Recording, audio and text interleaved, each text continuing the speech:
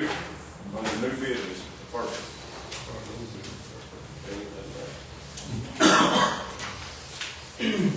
This is the month that, after the close of the legislative session, the Tennessee School Board Association sends out policy.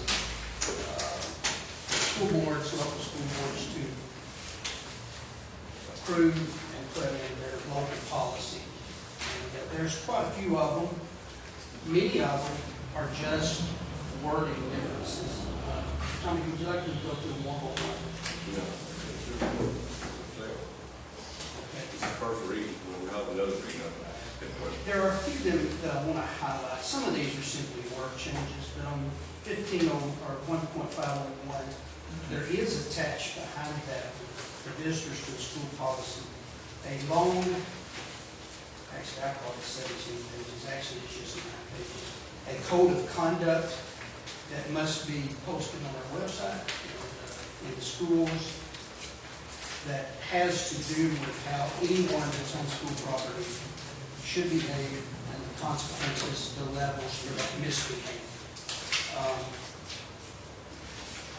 This applies to parents, guardians, volunteers, visitors, anyone on our campus, and it applies to all of our schools. It goes to level 1 offenses, level 2 offenses. This is something that was public chapter, so it was passed by the state legislative body. It should be right under, I think Bethany connected it to, attached it to the policy if you're looking for it. So, Tommy, this is something that is not only the language that is given to us, and Jack Henson, our attorney, and Chuck Cable, the Tulsa attorney, have all approved it along with TSBA. There's not really anything here for us to discuss necessarily. This mistake. We just need to put it in our board policy. So that's one I wanted to point out to you. That's a little bit of a change. Also, the one 4.214, use of artificial intelligence programs. We have to, by state law, now post on our website and put out on a number of different media what AI programs we use. There's one that's approved, and there's one that is approved and we use. It's called Securely AI Chat. It's the one that will be available. Under that packet, you will notice that there are a number of stipulations and other things there.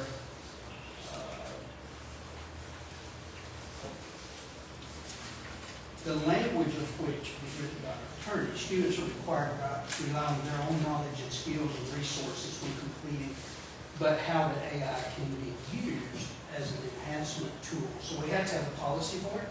This is a policy that has been written for us and is uniform across the state. So once again, it's public chapter. There's not need for a lot of discussion on it. It's something that we have to implement. And I also want to point out one other one, 4.301, interscholastic athletics. This no longer gives us the option of homeschool students participating in athletics at our schools or not. We're required now by state law to allow that for the school in which they're zoned. Okay? That is the one hard and fast stipulation. Whether or not we're a member of TSSAA, Middle School Association, if a homeschool student wants to participate, they now can at the school in which they belong. It does not mean, however, if there are tryouts, that they can circumvent. Can they jump around them? No, sir. Well, I'm saying, you all read the school where the school bus goes by their house. Yes. Is that how it is? Yes. There are still zones, although we have what you call open enrollment, we still have zones. They have to go to that school to participate in which they're zoned. For instance, if somebody lived on Wilson Street, they were high school age, they wouldn't be able to choose to go to Scotts Hill. However, in a real sense, a student that lives on Wilson Street can drive themselves to Scotts Hill if they're enrolled and participate. But as a homeschool student, they aren't afforded that privilege. they will have to participate That makes sense. in the school, in which there's finally, 6.4052, in the past, is opioid antagonist. Is it not is that what we're referring to here? At one point, it said that it had to be the nurse or there had to be a certification where this was kept. Under the chapter, new state law says anybody can have it at any time, visitor, whatnot, on campus. There's no prohibition of any kind against Narcan or opioid antagonist, as it's called. Any questions about, and if you want to ask about any of these policies, I'll be glad to go over those with you. Basically, it's really more language stuff than anything else. For instance, under surplus property sales, we now have to advertise it online as well, not just in print. That's all. Update to that. Class size ratios, that is only for 6th through 8th grade in those new CTE classes that are offered, that can be offered. The class size can now match the high school class size, but cannot exceed it. We do have limited offerings in that right now, with the hopes of CTE's expanding. I'm glad it is. Through our ISM program and other things, even down to our elementary grade, 6 through 8. This allows us to go up to 25, not to exceed an average of 20 in our CTE classes. The grading system just included to make sure that local dual enrollment gets a 5% bump. The state did this one. 4.603, real quickly, let me tell you about that one. Kindergarten through 2nd grade parents now have a right to retain their student, their child, if there is a documented behavioral or academic reason to do it. At one point, parents didn't necessarily have that right. This state legislative session is going back more to parental rights on some things. This is one of those. A parent can come into our schools now, and if there is a documented, or very generically, if they can prove it will benefit the child, they can ask for that child to be retained kindergarten through second grade one time. It cannot supersede IEPs or anything else. An IEP may say it's not to that child's best interest, well then the IEP will rule in that case. But otherwise, it does give parents a lot of latitude. So Mr. Tommy, in short, that's the essence of what many pages here say. 6.31, the admission of suspended or expelled students. It gives the principals the right to get the records of what that student may have done at a previous location. If the parent, if you go ahead and enroll them, and in 30 days they still have not given you that, you have the right to suspend it until you get it. So basically, a principal has a right to say to a child that has been told that there are some legal, or it's under the Delinquency Act, some delinquency things involved there. They can delay enrollment until they get what they need for the safety of their kids to make the best judgment about it. Now, they still have to enroll them unless they've been expelled or suspended for a length of time, and then they have to serve that suspension or expulsion. Any questions, guys, about? I had a couple rhetorical questions. Yeah. You're not gonna know the answer to them. I'm wondering if it's something I need to get in front of. Let me find the policy. Okay, the Henderson Scholastic Athletics. Yes, sir. We're gonna be able to enforce that. Just for the reason you say, two kids live on Wilson Street, one of them enrolled at Lexington, he drives to Scottsville, the other one wants to go to Scottsville, and we don't know. That seems unenforceable, just off the top of my head. Seems kind of counterintuitive that we will allow a student that lives here to drive as long as they're our student, they'll never participate. In some school zones that are some systems that are zoned, I can understand. But if enrollment zone, they have to transport the students, or the students have to transport themselves, but they have the option to attend any school in the system. I don't see how we can funnel just because of homeschool according to their address. That's just a rhetorical question. It's nothing you know the answer to. It might be good to ask that question sometime, because it will come up.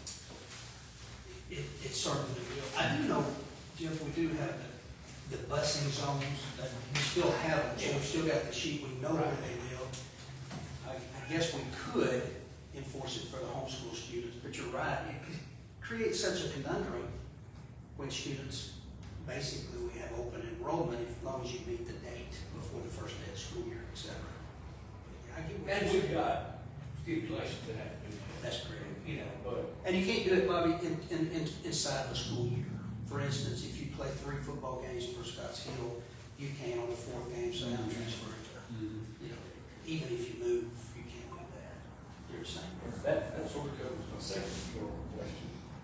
The promotion and retention, let's say a student is in the 8th grade, like to go to one or the other of our high school, and some parents say, well, I'm going to retain here. Yep. Past DLS the license, they have to still sit here. Like, I know there's legislation on the table right now that's going to say you can move once and not sit regardless, but that's not effective, am I correct? Yeah. How's this going to play along with that? You know, we've actually had that situation. More than once, lately. At this particular point, not been a part of the middle school association, it's been judged on a case-by-case basis. If we haven't been able to convince the parent that it's in their child's best interest to stay with the age group with which they're in, and the child is retained, typically we let them join up with that grade and go on from there.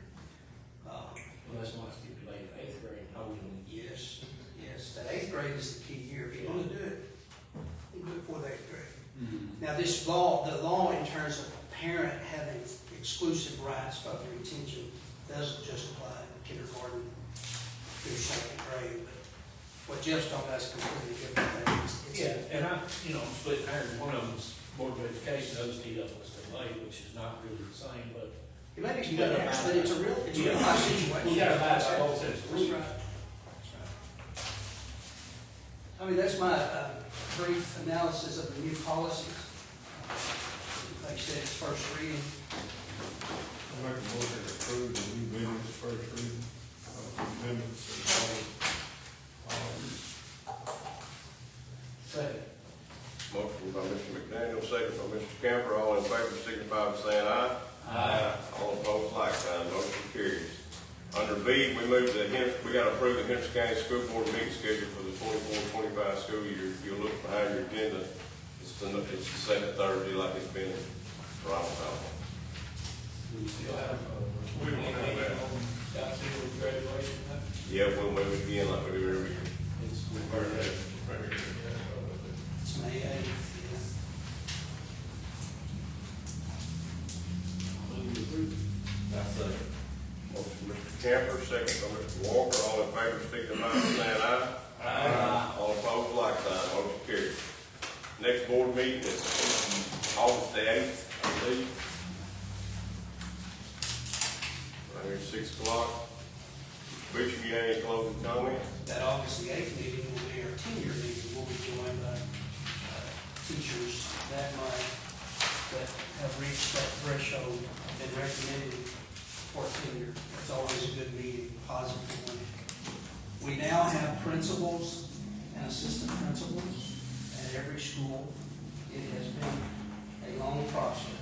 If you go back 1 year from when we sat here right now, 5 schools have new principals, and we have 11 new administrators. I'm thankful that the process is settled for now with Mr. William Forney becoming the interim principal. Given age and all that, it's not something he wants to do long term, but he'll do a great job of getting the school year started. I worked with the man for 14 years, and I have a lot of confidence in him. So we're set, and I thank the board for their patience, and I thank God for his guidance, and I think we have wonderful people in place, and I'm looking forward new school year. I want to give you a couple of handouts. One of them comes from the Department of Justice. Will, Bethany, that first one shows how we rank across the state. This is information, nothing to do with policy, just a printout of some information. One of the things I'm basically tickled about, this is from the Department of Justice, and it's about youth statistics in Tennessee. And when you look at where we are education-wise, and this is something you take with you, of course, on page 3, when it gives an overall reflection of Henderson County, it says overall at 21st, that's where we're overall in youth statistics. Henderson County is in the top 4th of Tennessee counties in child well-being. The county's strongest area was education. And that's a feather in the board's cap and the wonderful teachers and staff members we have across the district. Next week, we have our admin meeting all day, July 16th, and then on July 30th, our required in-service. I have a couple of more things that are academic-based for you to take with you tonight. It just gives you an update for how we look academically this past year. English language arts is our biggest area of needed improvement. Looking forward to a good year. Really feel good about the teams in place. I think we're going to have a really good year. Mr. Tommy, that's all I've got. Okay, well, public comment section tonight, we have 2 actionable items on the agenda. The first reading of the board policies as well as the approving the board meeting schedules for this coming year.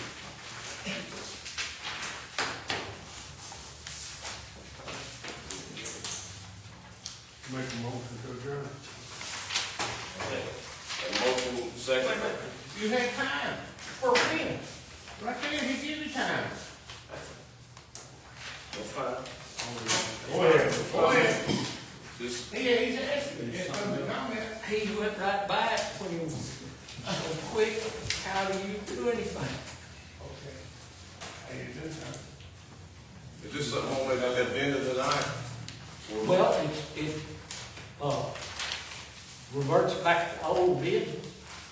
You can talk to Mr. Beach about that after the meeting, because it's not on the agenda.